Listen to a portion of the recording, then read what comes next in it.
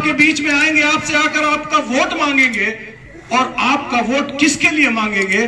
कोई कांग्रेस का प्रत्याशी बताकर वोट मांगेगा, कोई आजाद समाज पार्टी का प्रत्याशी बनाकर वोट मांगेगा, कोई भारतीय जनता पार्टी का प्रत्याशी बताकर वोट मांगेगा, कोई बसपा का प्रत्याशी बताकर वोट मांगेगा।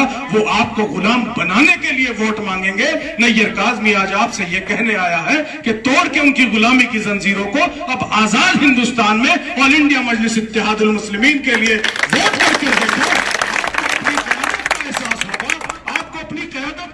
महसूस होगा कि हमारी क़यादत क्या चीज है। हम मेहनत करते हैं, जद्दोजहद करते हैं, इकट्ठे होते हैं, खून और पसीना बहाते हैं, और जीत जाती कौन? कांग्रेस। हम फिर इकट्ठे होते हैं, फिर जद्दोजहद करते हैं, भाग दौड़ करते हैं, मेहनत करते हैं, खून पसीना हक हलाल की कमाई उनके ऊपर लगाते हैं, और जीतता कौन है? बहुजन समाज पार्टी जीतती है। मेरे दोस्तों, जब सदन में वहां जाकर बैठते हैं तो वहां ये नहीं कहा जाता कि ये मुसलमानों के वोट से जीत कर आए हैं, बल्कि ये कहा जाता है ये बहुजन समाज पार्टी का नुमाइंदा है, ये कांग्रेस का नुमाइंदा है, ये भारतीय जनता पार्टी का नुमाइंदा है। लेकिन जब आप यहां से एडवोकेट अरशद को जिताकर भेजोगे तो सदन के अंदर यह कहा जाएगा कि ऑल इंडिया मजलिस इत्तेहादुल मुस्लिमीन का नुमाइंदा जीत कर आया है, और इस तरह से नुमाइंदा यहां जीत कर आया है। ये आपको गुलामी, जो हमारे जहन गुलाम है, मेरे बुजुर्गों ने, मैंने, हमारे आबा अजदाद ने, मेरे बुजुर्ग यहां बैठे हैं, इन्हें नस्लें गुजर गई हमारी कांग्रेस को वोट देते देते। और आपकी विधानसभा का चुनाव आने दीजिए, फिर बात करूंगा आपसे कि आपकी विधानसभा में तो बड़े अजीब और गरीब ढंग से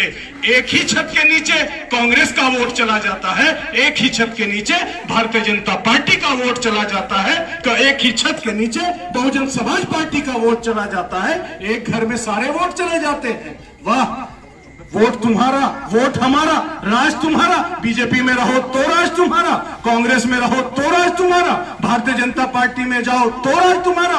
वोट हमारा, हम सिर्फ देने की मशीन है, हम वोट लेना भी जानते हैं। आज आपका बेटा, आपका भाई आपसे यह कहने आया है कि मजलिस इत्तेहादुल मुस्लिमीन आपका जाती घर है, आपका सियासी घर है। अब वोट देना, वोट लेना सीखो, अब टिकट बांटना सीखो। आज तक सिर्फ वोट देना जानते थे, टिकट बांटना नहीं जानते थे। अब उस लाइन में खड़े हो जहां आप टिकट बांटने वाले बनोगे, वो वोट मांगने वाले बनोगे, हम वोट लेने वाले बनेंगे।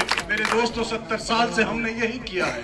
हमने सिर्फ वोट इसलिए किया है कि इस बार इसको हराना है और इस बार इसको जिताना।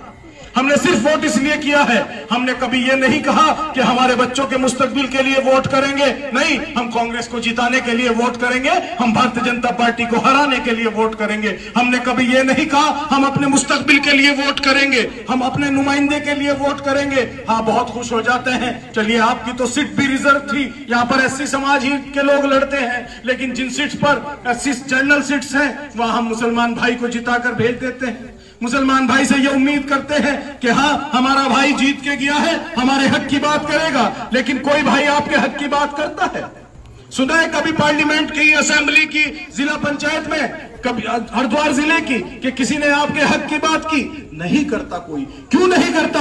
दिल भी चाहता होगा, नहीं कर सकता। जिस सियासी मकान से आए हैं उसके मकान मालिक का यही ऑर्डर है, उसके मकान मालिक की यही हिदायत है कि इतना बोलोगे, इससे ज्यादा नहीं बोलोगे, ये कहोगे, ये नहीं कहोगे, ये बात बोलनी है, ये बात नहीं बोलनी है, इसका नाम लेना है, उसका नाम नहीं लेना है। मुसलमानों का नाम लोगे तो वो वोट भाग जाएगा, मस्जिद की बात करोगे तो वो वोट नहीं देगा, पर्दे की बात करोगे, हिजाब की बात करोगे तो उसका वोट नहीं मिलेगा, आप 3 तलाक की बात करोगे तो वो लोग हमें पार्टी से बाहर कर देंगे। सिर्फ आपके नुमाइंदों को हम खुश हो जाते हैं, हमारा भाई वहां पहुंच गया, लेकिन वो हमारा भाई नहीं होता, वो उन सियासी पार्टियों की बेड़ियों में लिपटा हुआ एक मजदूर होता है, जो उसकी बेड़ियां नहीं खोली जाती और मजदूर से जितनी मजदूरी कराई जा सकती है वो पार्टी उससे उतनी मजदूरी कराती है। अब हम लोगों को जहनी आजादी की जरूरत है।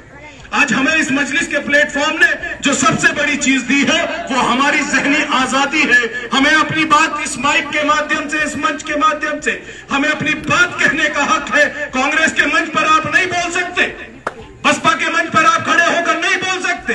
2 मिनट आपके नेता को मिलते हैं, तीसरे मिनट पर कह देते हैं कि माइक वापिस दे दो। अगर तुम्हारी बात उनकी पसंद की बात की तो 5 मिनट और दे देंगे, और उसने अगर अपनी कौम की बात की तो 1.5 मिनट में बाइक वापस ले लेंगे और कहेंगे बैठ जाओ।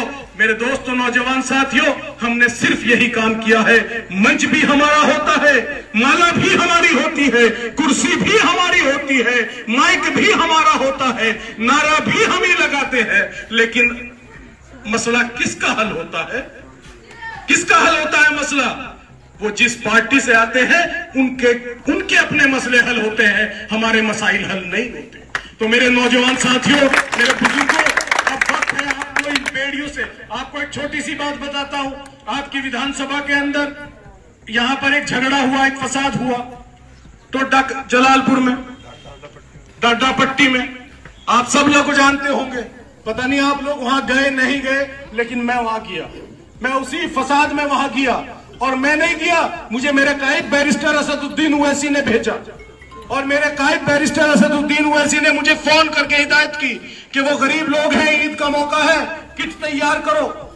किट तैयार की, और ईद पर मैं रमजान में उनके यहाँ सामान देकर आया, और ईद पर फिर उनके यहाँ सामान देकर आया। वो मेरे कायद की देन है। 2000 किलोमीटर से ज्यादा दूर बैठा हुआ कायद डाडा जलालपुर के डाडा पट्टी के मुसलमानों की फिक्र अपने दिल में रखता है, उनकी ईद के सामान की फिक्र अपने दिल में रखता है।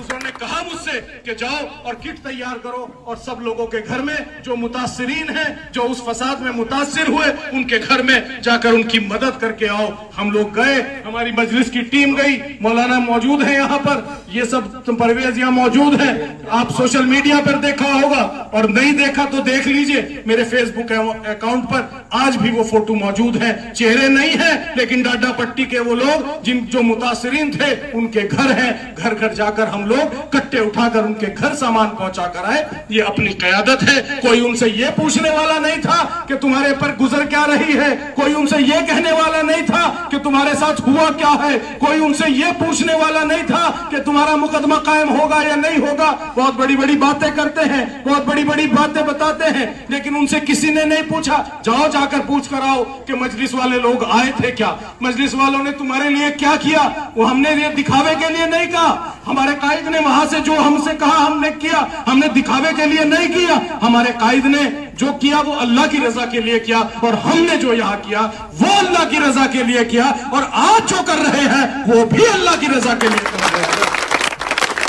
हमारा मकसद किसी सियासी चीज से फायदा उठाना नहीं है। आप देखो तेलंगाना में हमारे कंधों पर हमारे 7 विधायक है, हैदराबाद में 1 MP है, उनके कंधों पर सरकार चल रही है, लेकिन मंत्रालय हमारे पास कोई नहीं है, कोई मिनिस्ट्री हमने नहीं ली। जबकि हमारे पास ऑफर थी, हमारे कायद बैरिस्टर असदुद्दीन ओवैसी के पास, कि उप मुख्यमंत्री आपके भाई को आपकी पार्टी से बना दे देंगे, लेकिन हमारे कायद बैरिस्टर असदुद्दीन ओवैसी ने कहा कि नहीं, मुझे मंत्रालय नहीं चाहिए, मुझे उप मुख्यमंत्री नहीं चाहिए, मेरे किसी विधायक को मंत्रालय नहीं चाहिए, ये काम की लिस्ट है, ये मुझे लिस्ट चाहिए। मेरी गरीब बच्चों की शादियों के लिए 1,01 रुपए की 1,11,111 रुपए की शादी मुबारक की स्कीम चाहिए। मुझे मस्जिद के मौज़िन की तनख्वाह चाहिए सरकारी, मुझे मस्जिद के इमाम की सरकारी तनख्वाह चाहिए, मुझे गरीबों के बच्चों के मुआवजे चाहिए, मुझे बच्चों के तालीमी निजाम के लिए स्कूल चाहिए। वो तमाम बातें आप लोग देखेंगे फेसबुक पर, सोशल मीडिया पर मौजूद है, गिनवाने लोगों को सुबह हो जाएगी। लेकिन मेरे दोस्तों,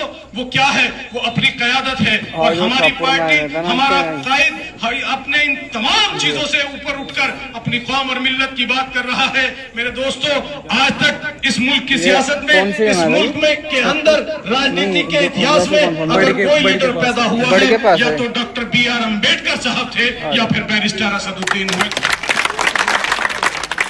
बैरिस्टर असदुद्दीन ओवैसी भी उन्हीं लोगों की आवाज बन रहा है इस मुल्क के अंदर, जिन लोगों की आवाज डॉक्टर B.R. अम्बेडकर साहब 100 साल पहले बने थे। वो भी दलित लोग थे, वो भी दबे कुचले शोषित लोग थे, जिनके साथ बदसलूकी होती थी, जिनके साथ अन्याय होता था, जिनकी नौकरियां नहीं होती थी, जिन्हें खाने पीने का अधिकार नहीं था, जिन्हें शहरों में रहने का अधिकार नहीं था, जिन्हें सब जहां पानी पीते हैं वहां पीने का अधिकार नहीं था। आज हमारे साथ वही हो रहा है, आज हमारे साथ वही हो रहा है। मुल्क की मौजूदा सरकार, फिरौन वाली सरकार हमारे साथ वही काम कर रही है। कहीं हमें लिंच करने का काम करती है, कहीं हमारी मस्जिद को फव्वारे, वजू खाने को फव्वारा बताने की बात करती है, हमारे फव्वारे को मंदिर की शक्ल देना चाहती है। बाबरी मस्जिद को छीनने वाले वही है। मेरे दोस्तों, अब फिक्र करना होगा। कभी दुनिया की हर खबर देखने के लिए सस्ता मीडिया को सब्सक्राइब करो और साथ में बेल आइकन को दबाएं ताकि लेटेस्ट वीडियो सबसे पहले आप